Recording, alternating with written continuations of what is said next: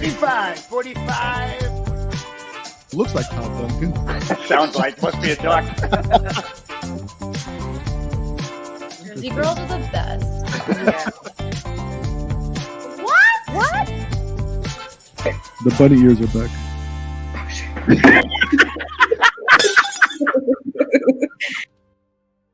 Guys, we are back for another episode of Laugh, Learn, and Eat. And by the way, you guys pick up on that Jersey Girl line sign over there? You guys hear that bumper? I did hear that. I knew you guys were going to pay attention to that one. Jersey Girls are the best. I was like, there's no way they're going to miss that one. So you guys can stay tuned here. We're going to dive deep into Cash for Cash to Keys with Tom Bickett and Andy Craig of AnnieMac Mortgage. How you guys doing today, guys? Yeah, we're great. So excited to be here today. Thanks, Fobby, for the invite, man. We're doing awesome. Dude, this is if you notice, we have your money for nothing background playing music for you guys in the back here. We are obviously trying to understand this thing because Tom and Andy, you guys are like proponents of this program. And before we dive into that, I want to kind of get an understanding of something. Did you guys like as kids, did you guys want to be mortgage loan officers? Was that just like your ambition in life? Like that how you guys got into the business? I mean, what was your goals as a kid? Well, you looked at my yearbook from high school. It says future profession. Mine was professional fly fisherman. So I figured what better to get into mortgages than from professional fly fishing. Nice. But I mean, for me, I stumbled into this job in 2005. I spent 6 years on Wall Street, financial services, love helping people with their money. And didn't love certain aspects of that job and found myself in mortgages. And almost 19 years later, I love it. I love helping people. I didn't plan on this, but I'm glad I found it because we get to help people with their biggest investment ever. Andy, what about you, man? Yeah, I think a lot of loan officers in our industry kind of fall into this business by accident. There wasn't a course in school that you could take to become a mortgage loan officer or learn LTV and DTI and all that fun stuff that we wade around in on a daily basis.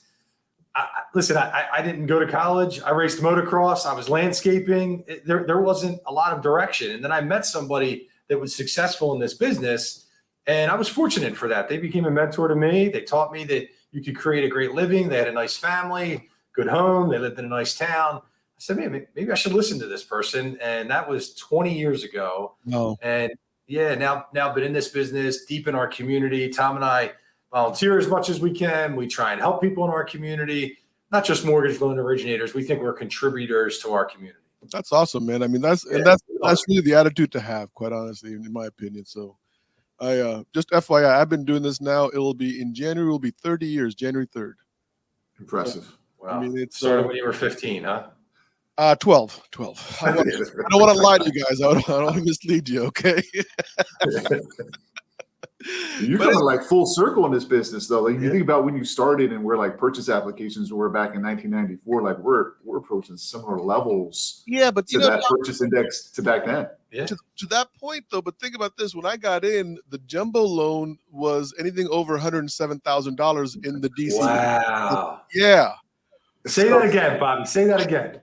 And I mean, someone's going to correct me on this, but I remember this. It was like $107,000. So if I got a $250,000 loan, which I remember getting a few in 94, you were like, oh my God. And you had to make, so we had copy machines, right? And you would have to make a copy for the investor, then one for the MI company, and then a third copy for some other jumbo insurance company or whatever. And everyone would have to get copies of this package, and you'd hope that nobody skipped a page or something. Otherwise, the loan would be stuck. Yeah. Like God forbid the fax machine like pulled two copies at the same time. Yeah. But God, listen, the other side was we could make up to 7 3/8 of a point and get 60% of that. I mean, that's insane. Wow. It's insane. Different world, different margins, right? Yeah. So I mean, everything was equal, but obviously, look, the sale prices have an impact, guys. You know, and the way the sale prices are today. So if I'm looking at the rate, we're like about 7 3/4, maybe 8. You know what I mean, with a point even, right? And then I say, okay, well, 94, 95. You know, maybe it's 97, same kind of price rate. I mean, rate range. But the home prices, right? I mean, we're talking DC Metro. minimum, it's like $430,000. And I saw a thing in my neighborhood. I think our median price in our area was like 685. Wow. And it's like, so my daughter who just got her master's and is, earning like what, 82,000. How does she qualify to even live next to her parents, man? How does that even work, right? Unfortunately, the first time, someone like your daughter and lots of people we talk to on a daily basis, it's tough to break into the market as a first-time home buyer, especially if you're trying to take advantage of some of the low down payment loans that Fannie and Freddie are getting behind, the 3% downs and minimal mortgage insurance premiums on a monthly basis and 100% AMI products, all this cool stuff, but it doesn't translate well into the market when you're trying to make a 3% down offer. Yeah, man. No, I mean it's just a different market. And look, I was talking to I can't remember somebody the other day, and I was just telling them that in 30 years I've never seen a market slowdown because of what we're seeing today, lack of inventory, and so on and so on. It's always been different reasons, but not this one, So lack of inventory seems like an amazing segue for us to walk right into what we got to talk about, guys, right? Which is cash to keys, right? Let's do it. Because think about it, man. And we're excited. By the way, just so all the listeners know, Homecomings is a division of AnnieMac. So Tom, Andy, and I all work at the same company. Got to hang out with them last week at the summit. Saw them do a presentation on this, and my brain says, why haven't had them on the podcast yet to talk about this? Because everybody that's in the mortgage real estate industry should be knowing about this program, should be figuring out how they can offer it, right? First and foremost. Sure, yep.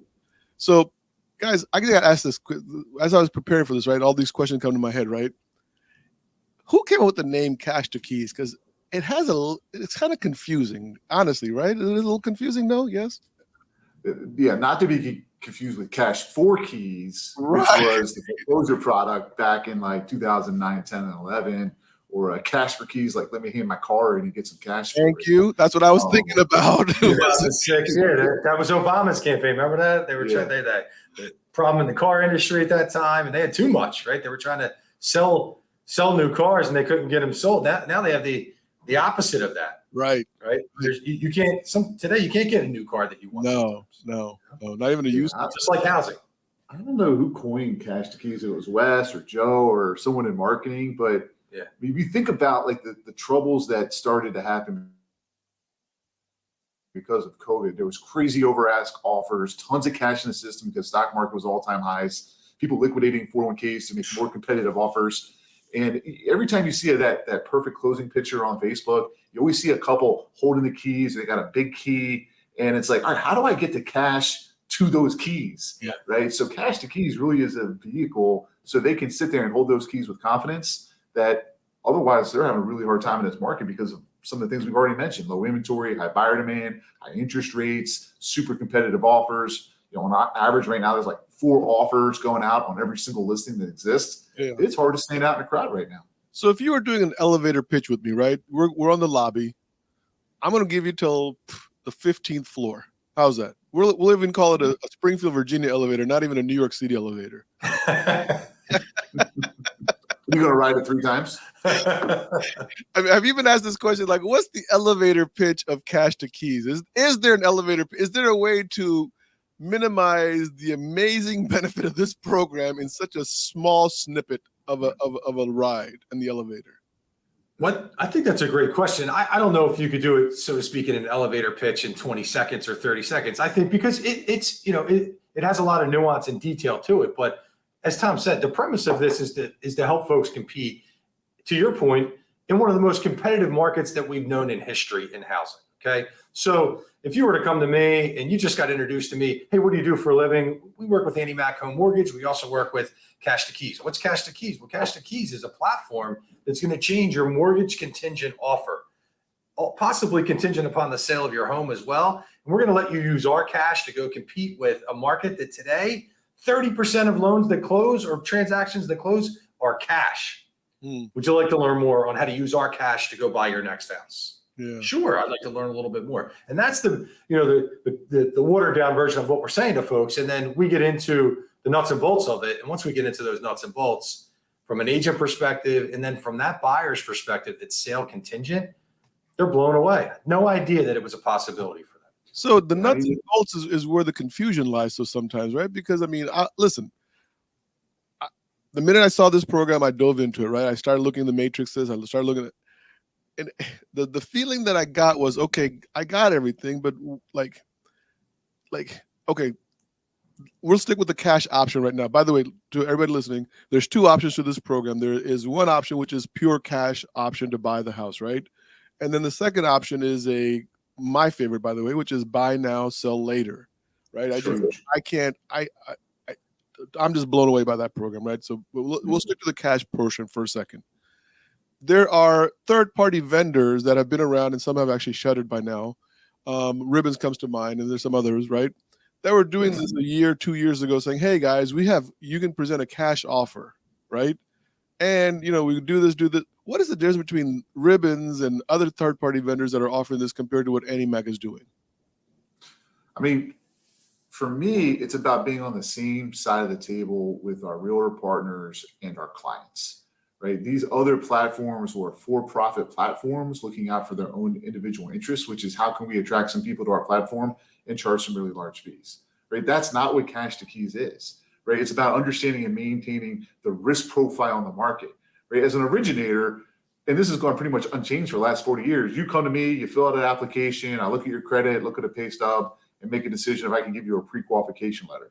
Okay, at the end of that, there's the assumption that we're going to be sitting at a closing table where we're going to fund this thing with our own money. Well, now we can still look at all the same credentials and make a decision. Would we give this person money to go buy some future house? And if so, why not lock arms now and help them be able to make a cash offer? Our cash is in play either way. We're at risk either way. If we're going to put our money up, right, to go be able to make a transaction to fund a future loan, let's put that money up now and let them make a cash offer. The risk profile and understanding that risk profile, we believe, is what allows us to sit on the same side of the table as the client and the real estate partner. That's what's different about our platform versus anybody else. Because that third-party company could pull the rug out, and that whole transaction falls apart, right? We're married to that borrower, and the realtor partner or whoever that is that brought that opportunity to us. We're married to them on both sides, right? From Cash to Keys and from the mortgage side. Yeah. So that's a great point. You're saying, Tom, look, AnnieMac, we're going to put up the money either 30 days from today or on day one, but we're still making the loan, right? Yep. So to 100%. me, the risk is the same whether I do it today or whether I do it tomorrow. So how long would a Cash to Keys application, how long would that normally take for underwriting then without a property? I mean, that happens pretty quick. I mean, we have, let's say we did the application today, the customer just joined on the spot and gave us all the credentials to be able to make a lending decision. It's never we happened. submit that into underwriting. Right? We can have that approved usually within 48 to 72 hours. All right. Sometimes using AI, we can get it done same day. Wow. Because we understand speed to market is as important as making the right offer in this market. So if you get an approval, let's say today is what, Thursday, guys? Is it Thursday? So let's say my application is approved by Tuesday, right? That gives us enough time, right? So Tuesday, now I got an approved offer, right? I go look for houses now, or I'm just still like, what do I do, guys? So once you get that cash approval, so we take you through the regular underwriting side of things. So credit, income, assets, we're looking at all those same things from the borrower standpoint. Because remember, in the end, there's going to be a mortgage here. Once that's approved, we assign that borrower and that agent to our home purchase coordinator on our Cash to Keys team. That person is available, just as readily available as the loan officer is, and on weekends to the agent as well. That if they see something on Sunday afternoon and they want to put in an offer, there's somebody working to help draft that contract, put that contract together, and go make an offer. So as soon as your loan's approved, you can go use our cash to go make offers. You forgot one step though. After they get cash approved, they stop by the office and we put a bucket of cash in their trunk so they can make those cash offers. Nice. Where can you send me an application, Tom? Yeah, no problem. I need a bucket of cash in my trunk. Because just imagine if you're a realtor driving around Saturday afternoon and you have a contingent pre-qual, right? Yeah. Just if it's contingent on the mortgage and you're going up against 20 or 30 offers on that same property, we know that 30% of the offers that are going in on those properties are cash. 90% of the time, a cash offer wins on that property. I mean, you're not fishing with dynamite anymore. This isn't 21, right? 20 and 21. Question. Ribbons was charging a fee to start, and I keep picking on Ribbons, and I apologize if you guys ever worked on Ribbon or anybody, you know what I mean? So, but that's what I was familiar with, right? They were charging a fee to just get the certificate issue that you're approved, right? I couldn't find a fee until you guys actually draw down on the cash offer. Is that accurate, or did I misread something? Yeah, the way it stands right now is whether we're using cash offer or buy now, sell later, that customer is not coming out of pocket until we actually go under contract to purchase the home. At that point, there's a deposit that's made that's both contract deposit as well as a retainer fee to use those services. But we're not asking for any money up front at this point to be able to get them cash approved to be able to make these types of offers. So being a loan officer mindset, right? The way my mind works, guys, right? I'm a loan officer. Remember, I don't care what title they give me nowadays, right? I'm still a loan officer. My mind says, okay, Mr. Realtor, let's work together. Give me a 30-day contract. I'm going to get you approved cash approval so you can make that cash contract. But I'm going to get your loan approved so you never have to execute on that cash offer. Is that legitimate? Can I do that? So I'll tell you, Tom and I have been running with Cash to Keys for 2 years now. We launched the program locally here in South Jersey, and now it's spread in all the states that AnnieMac does business in, I think 40 plus now. And in the situation we're talking about, cash offers, so somebody that's not contingent upon the sale of their home, we've yet to buy a property for somebody. We always have the loan ready the day of settlement. So they're buying directly from the seller. They're using the loan that we were able to get them approved for. We crafted that loan in whatever manner that they wanted. They never have to use our cash. We never take title to the property, and there's no cost to them to get to the settlement table that day. That's the kind of stuff you understand. The loan officer in me says bullshit. You gotta understand, like, guys, you're giving me a certificate to go out and get a non-contingent contract, and you're not charging me anything for it. Like, I don't get it. Like, why is AnnieMac being so benevolent?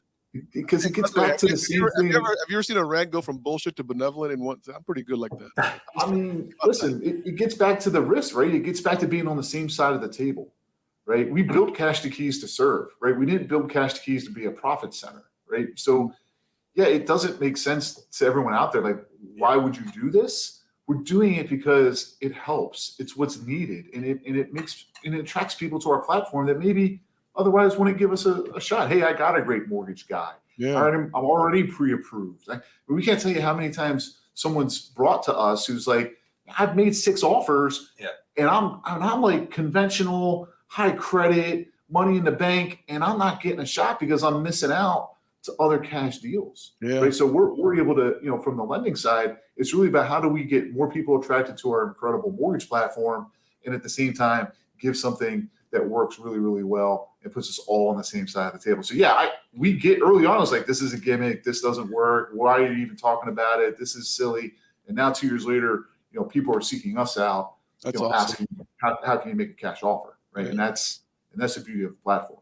Let's switch tough adverse markets, right? Tough adverse markets create opportunity, right? And we're creating that opportunity for ourselves and for our borrowers. That's a good way to look at it also. So let's go to option number 2, which is, like I said, for what I've read, right, my favorite, right, which is buy now, sell later, right? Yeah. Because look, in this market, right, I don't care what market, but this particular market, and when this market has maybe the BNSL or buy now, sell later is not as attractive, but in this current market, and from what I know, the next 24 to 36 months, this market is not changing because there's not going to be 1 million houses on the market overnight. It's just not going to happen, right? I'm no genius, by the way. Andy, I didn't graduate college. I was in a rock band touring for a couple of years and trying to figure out what I want to do when I grow up in life, right? So that's what I was doing. Yeah, same. I'm still trying to figure that out. Yeah, me too. So buy now, sell later is a program that says to the buyer, look, go buy a house today with our cash, move in to the new house, move your family, your dogs, your favorite piano, whatever, into the new house. You have a vacant previous home, and I'm going to give you 6 months to sell that house. Is that a pretty good understanding of the program? I missed anything? Yeah, and I think that's exactly right. I mean, again, it gets back to competitiveness, low inventory, high demand, and how do you stand out in a crowded space? If I'm coming to you to buy your house, and I'm like, hey, Fobby, I'd love to buy your house, but you got to let me sell mine first. You'd be like, no thanks. Like Yeah. I got 5 other offers here that are cash, no sales contingencies. Like, why would I take that contingent offer unless that contingent offer is willing to give you the moon and the stars? They're going to drastically overpay, drastically overpromise, and be, a financial hazard to that contingent home seller. So you're 100% right. We allow them to step in and be a cash buyer in spite of the fact that they got a home to sell. Back to understanding So risk. this is where we're going to drill in, right? Because this is like, I can't figure this out for the love of me. And Joe could not answer this. By the way, I hope Joe don't get pissed off of mentioning his name, but he couldn't figure this. He couldn't tell me on this one either. Where do you guys make the money on this? Well, I don't get it. Like, well, there's no money being made. Like, no one's getting paid. Like, there's no interest. There's nothing. I mean, I'm trying to go through the fees. Like, is there a hidden fee honestly, guys, I know I sound stupid, but I gotta ask this. Like, where's the beef? Where's the? It's a great question, right? In the background, we're the mortgage lender. We want to provide a mortgage to the borrower. That's what we do great. AnnieMac Home Mortgage. We write mortgages, with the best of them. But we created a platform to unlock the market, to help people win in one of the worst times in real estate, right? To your point in the beginning of the show. So the only time we're going to charge somebody, or where the fee is, or where the gotcha is, and it's no gotcha because it's all defined up front, is if we have to purchase a property for somebody. If we go on the hook and we buy a home for somebody, when they buy it back from us, yes, there's a series of costs that will pile up, so to speak, and they're going to be due when they purchase the home back from us. But all of that is defined up front. If you go and list your home and then you go shop and you get a contract and win on a contract using our cash, and you can line the settlement dates up for the same day. So you sell your house in the morning, you buy your house in the afternoon with your proceeds, you buy the new house directly from the seller, you pay no fees whatsoever, 0.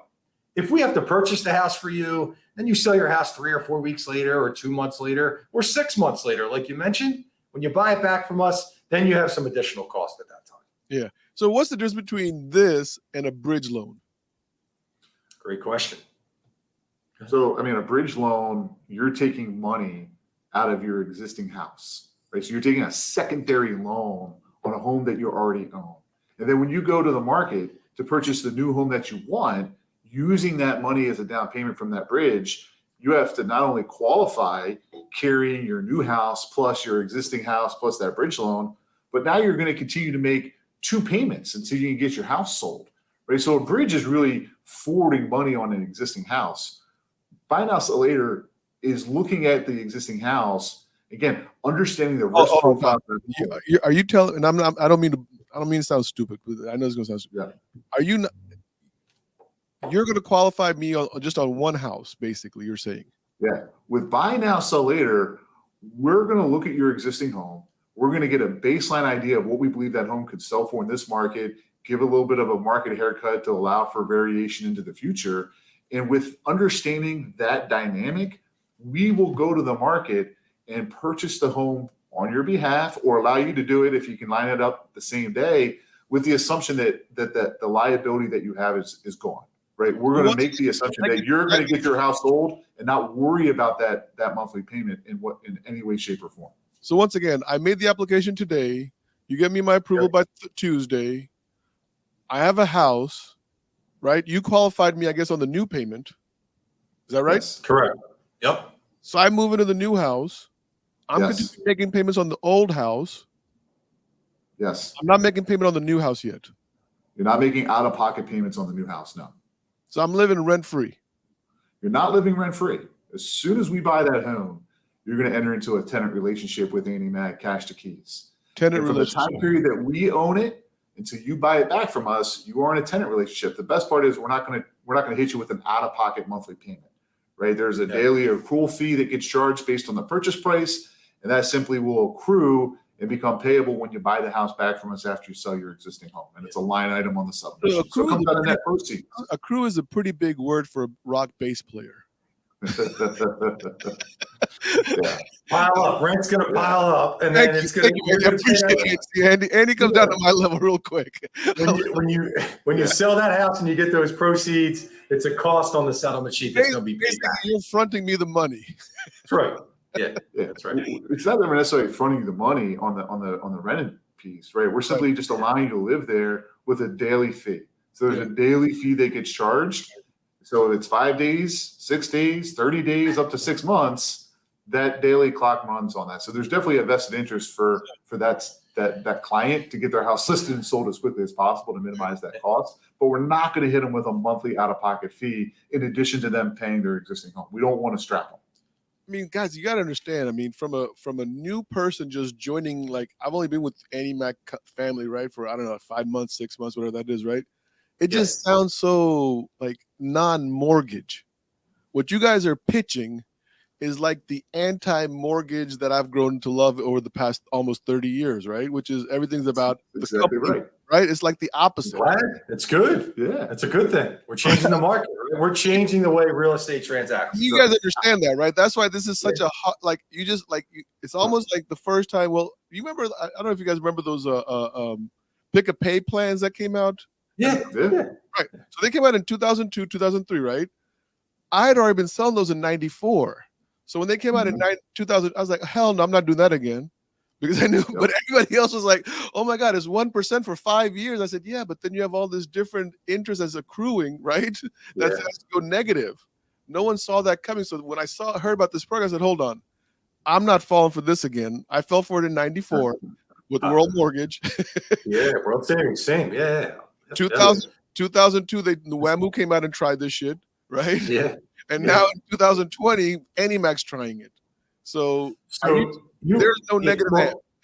There is not. So, our industry today is regulated more than it ever was, right? The guardrails that we operate in are tight, right? From conventional VA financing, FHA financing, right? We're all bound by the same rules. So the whole program platform from a cash to key standpoint behind that, there's a mortgage being originated, which is those mortgages that are available to folks today that are highly regulated, and the quality of those mortgages today are probably the best they've ever been, right? Underwriting's tough today. Yeah. It really is. So there's no 5 years from now, by the way, you owe AnnieMac 20% of the equity of your property when you sell it. Nothing like that. Got it. So guys, I'm going to give you an example because we're coming up to the end here, but I want to hear this.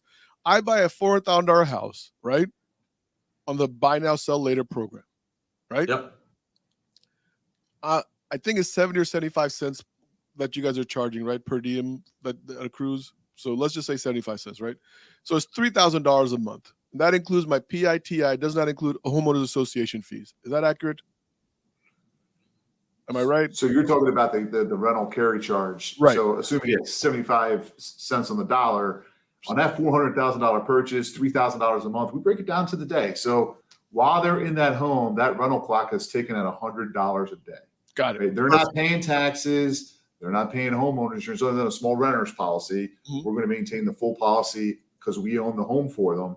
But that rental clock is going to tick at about $100 a day. Okay, so I'm just going to say I'm in there for 3 months. I owe you guys $9,000 now. Correct. I have to write you a check how do you guys coming out of the proceeds of your sale? Okay. So the $9,000 comes out of the proceeds of my sale. And how do you guys know that there's $9,000 in the proceeds of my sale? We did all that due diligence up front, right? Part of the understanding the risk profile is understanding the economics of the house that you already own, right? We're going to do some work to understand how much potential equity is going to come out of that home. And then we map out the next 6 months of how that money is going to be utilized when purchasing the home back from us. And that's our trade secret. Yeah. We can't give you too much away there, but that incorporates understanding how the new loan is going to be structured as well as some of these takeout costs for utilizing the program. So in the event that I don't have $9,000 in equity, I couldn't qualify for this program. That's why we do all that work up front. You're correct. Yeah, we do it all up front. We would never want to put somebody in a position where they think they could go do this, make an offer, and then say, oh, by the way, it's not going to work for you. Right. So I mean that's something I think people need to understand. Like not everyone can qualify for this program. You have to have a sufficient amount of equity, I imagine. Sure. Yeah. We love to do this for everybody. Unfortunately, just like qualifying for a mortgage, not everybody gets a mortgage, right?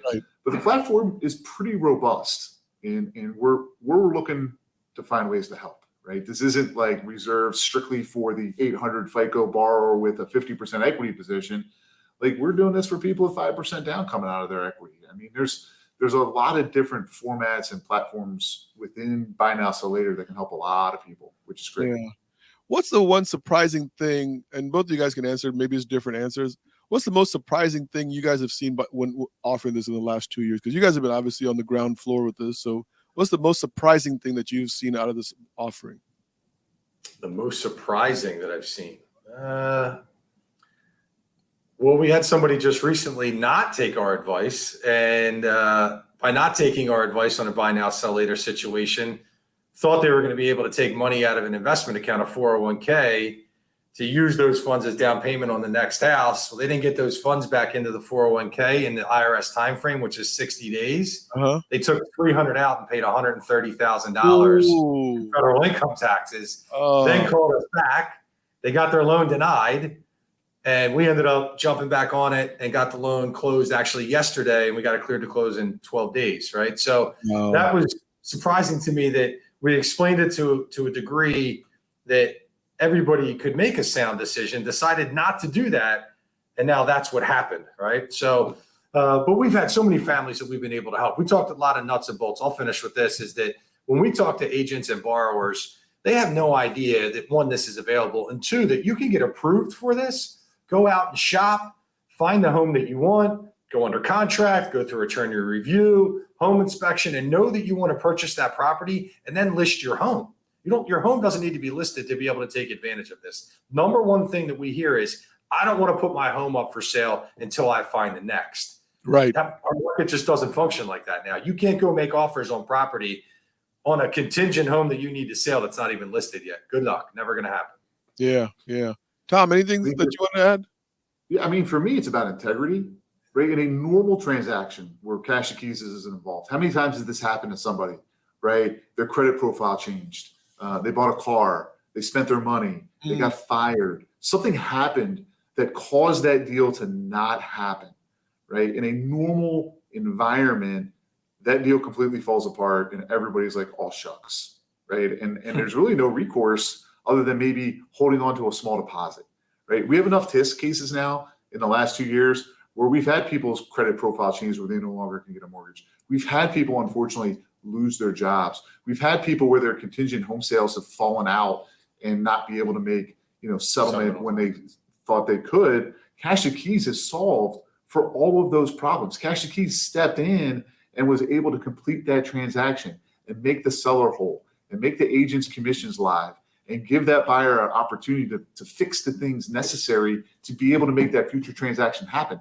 That does not happen in a normal operating environment. No. In the cash to keys world, we have enough data now to know that when we say we're going to do this, integrity is so important in our market spaces, it works.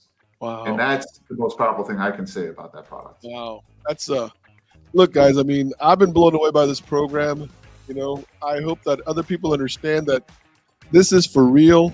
This is not what I would call a typical mortgage-related program where I don't know how to explain it other than try it. And if it, you got to see it to believe it is the best thing I can say.